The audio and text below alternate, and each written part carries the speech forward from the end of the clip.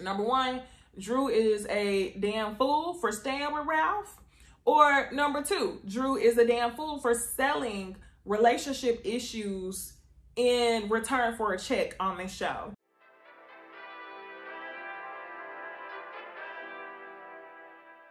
Hey y'all, it's Necey Dixon. Welcome back to my YouTube channel. If you are new here, welcome. If you are returning, y'all, welcome back. I hope y'all checked out my two other reviews right before this one. Those reviews were on Ready to Love and Love and Marriage Huntsville. But for right now, y'all, we are about to get into Real Housewives of Atlanta, season 14, episode 2. I hope y'all checked out last week's review too. This week to me was a little bit I told y'all last Thursday on Ooh Ladies First Panel, two things. It's one of two things when it comes to Drew. Number one, Drew is a damn fool for staying with Ralph. Or number two, Drew is a damn fool for selling relationship issues in return for a check on this show. Because it's embarrassing to not only Ralph, but it's more so embarrassing to you.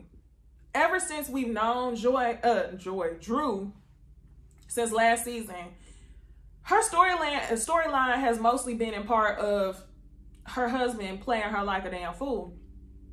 So I'm like, damn, we coming back with this, Drew? I cannot. So all in all, the episode was kind of lackluster besides the fact that, you know, we get to talk about Drew and her husband. So let's go ahead in order of events. We see Sonya and her family, and that's where we find out that her parents, her sister, and her husband and their kids live in the house. So they have 9 people in the home in total. Interesting. Next, y'all, we're going to move on to Chateau Sheree. So we're back at Chateau Sheree. I hope that y'all saw her house. She used to come on Watch What Happens Live even when she wasn't on the show. And I think that's where we finally saw the formal Chateau Sheree with the basement completely done. So one of the things that we see differently this season is that Kenya and Sheree are actually cool again. Now, 5 years ago, it was Battle of the Houses. Kenya's house versus Chateau Sheree. And whenever they were at the housewarming or the reveal party of the home, Kenya walked down into Sheree's basement and it was not done yet. She brought production down there and was like, this ain't done. So it's so funny to see her back 5 years later and the basement is giving. Sheree's house is really, really nice. She has a spa down there, a lounge section that low-key looked like a club, and it was another section that they were sitting in. And the house is nice. She had floor-to-ceiling windows in the basement. Shout out to Sheree in that house, okay?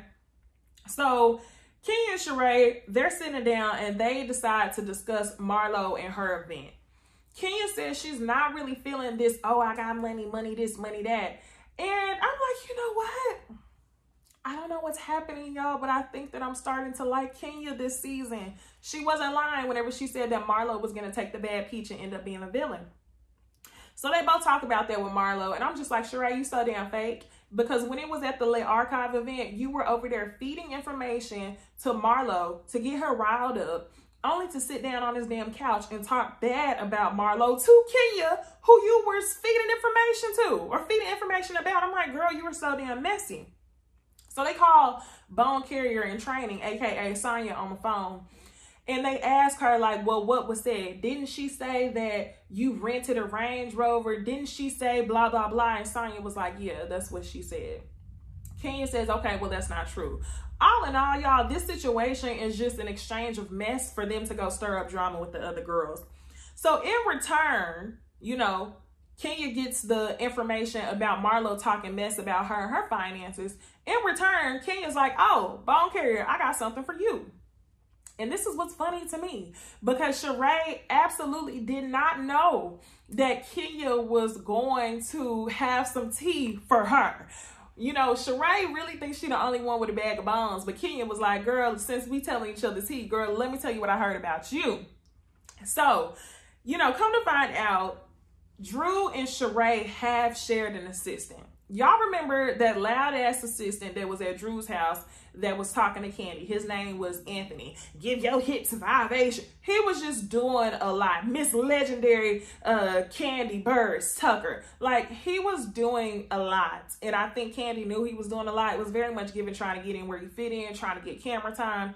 And this is all a plot that Anthony set up, in my opinion. So Kenya tells Sheree that Anthony, the assistant, told Drew that Sheree still owes him money, that there's an outstanding balance. It sounds a little bit like what Candy went through with her old assistant, right? And really, Sheree looked like she saw a damn ghost. Sheree looked like she was getting ready to say it was spring, summer, fall. Sheree said, oh. She started looking dumb. Oh no, keep that same energy, Sheree.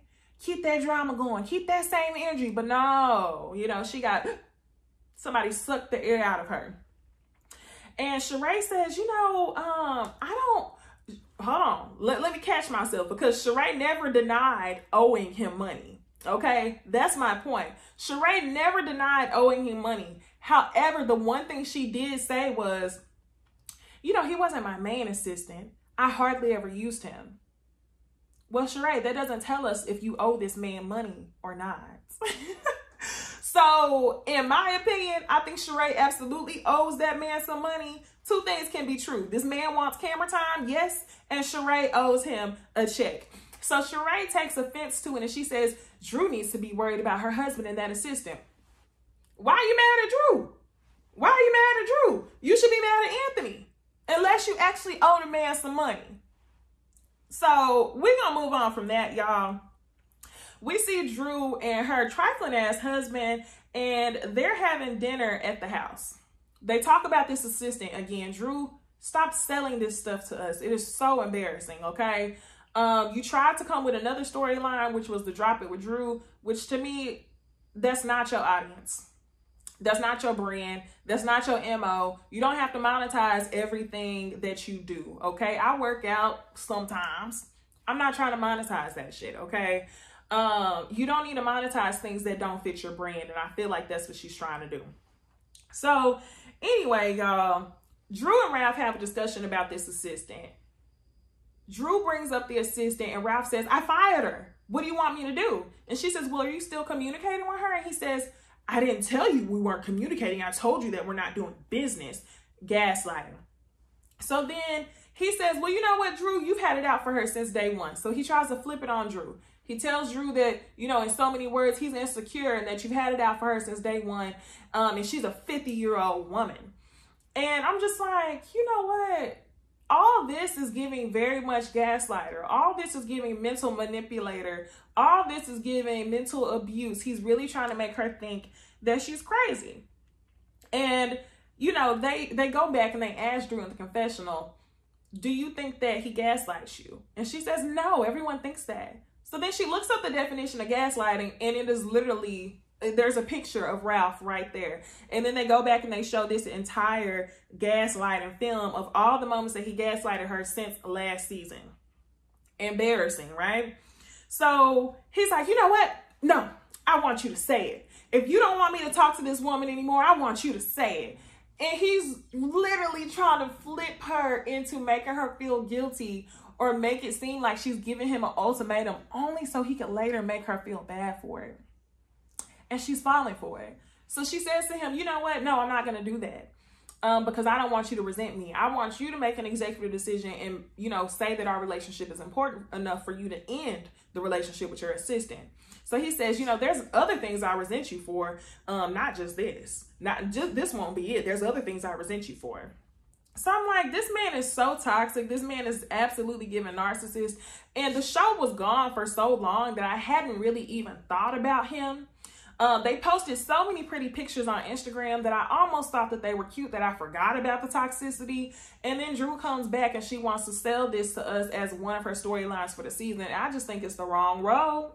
Wrong road, Drew, because at the end of this, you might think that it's enough for a check.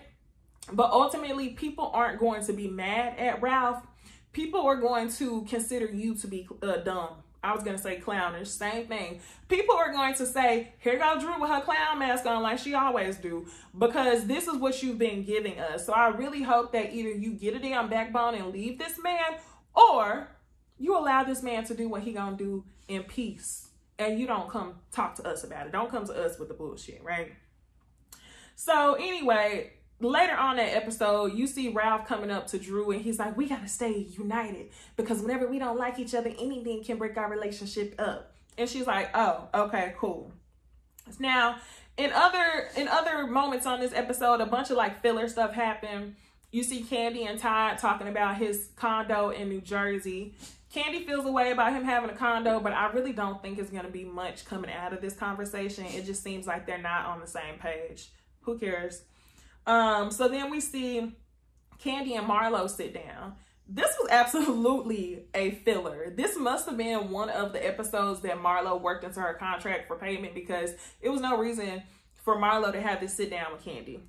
And Candy's filming for a Halloween photo shoot. And damn, y'all, Halloween, this show has been filming for a long time. But y'all know Real Housewives of Atlanta is a real long season. It usually be about 20 episodes. But Marlo's saying, Candy, you're the only one that's been supporting me as a Muntie. You send cash out, but what I want is hands-on. I want you to invite us over, yada, yada, yada. Candy says, well, you don't really invite me over. So I think Marlo's trying to forge some type of real life friendship with Candy, but y'all done known each other for a damn decade. It's not happening, Marlo. This was absolutely just a filler scene. Candy will support you from afar, but as far as you being in Candy circle, that ain't happening. It's not happening. Okay. So y'all, the other thing that we see with Marlo is that she sends her nephew to homecoming, and she's talking about how much money she spent on him. And she further proves to us that she is Uncle Phil from Fresh Prince. All right, y'all. So the men, they meet up and they talk about this assistant again. Y'all, this assistant better not be the damn Bolo of the season. And y'all know what I mean, where we talking the whole damn season about one event. All of the couples are talking about this one event. I can't do it for 20 episodes. I can't. I won't. It's going to be 8-minute reviews if y'all think that this assistant is going to be the Bolo of the season. Now, I was searching on social media because I want to know who this assistant is. Is this just a plot that Drew and Ralph set up, or is this a real life assistant? What do y'all think in the comments? All right. So the men meet up. Aaron talks about wanting more kids. That's their storyline this season. I'm interested to see just because it's something new. Now, the other thing they start talking about is the assistant. And Todd jokingly calls Ralph out on his bullshit. And Ralph honestly sits there and rationalizes that there's no issue. He's halfway telling the story. The men are repeating what they heard from their wives, and I'm just like, so this what we gonna do? All right, babe. Let's move on. So Ralph puts together a surprise for Drew, and they make it seem like she's just a modern day Cinderella. He sends her flowers that morning. He sends a whole glam squad to her house to get her dressed, get her hair done, get her makeup done. He sends a driver to escort her to a private dinner on a balcony. Roses, candlelit, you get a private chef. And he sits there and he says, you know, I really wanted to do this for you. I've been thinking, and I think that I want to reorder things in my life. You know, usually everyone says that it's God, your wife, your kids, then you. But for me, it's God, myself, then you, then the kids. If that man didn't sound like a damn narcissist, if that man did not sound crazy, that man says the craziest things and he makes them sound logical in his brain. Now, Drew, she doesn't call him out for it. Drew is just like, okay, cool. Now that you're doing all this for me and making me feel special, I finally feel like our marriage might work. And he says to her, this made you feel like it's going to work? She wants to have a conversation about some of the things that aren't going right. Like, this is beautiful, but I still want to talk. He says, this night wasn't put together for us to have a conversation. Just save it for marriage counseling. This was just supposed to be for you to enjoy it. Ralph, you full of shit. This surprise was to clean up the stuff that Drew has told all of your friends about. I don't think she should have told everybody about it because you're not going to leave. I know people are talking about a divorce. You're not going to leave. You still don't know where it was in Tampa. So why are you bringing all this on TV? That's messy. So I know what you're doing. This was something to hold her over until the next time you get caught up for doing something wrong. And you're upset that she wants to continue to hold you accountable or continue to investigate what was really going on between you and this woman. Ralph, his personality is very much giving dangerous. And it's reminding me of all the things that I said about him last season. His personality is giving dangerous because he was gaslighting her even then. So as she still continues to try to make conversation, he says, see, this is why I shouldn't have done this for you. This is why I shouldn't do nice things. He gets up and he convinces her that the whole night is a wash because of her. And she sits there and she cries. And my question to Drew is you leaving or not? Because if you're leaving, cool. Do it expeditiously. Do it this season. Let us see. Have a Melody Hope moment.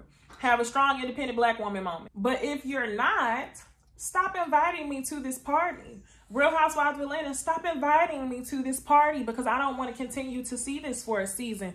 The first season it came on, it was hard to watch. This is part of the reason why I had to stop watching Married at First Sight. I do not enjoy seeing people be manipulated or mentally abused or see people playing dumb for an entire season, let alone 2 hours an episode. I'm referencing Married at First Sight.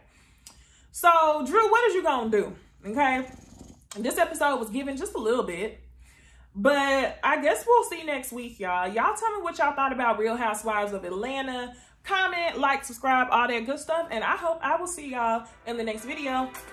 Bye.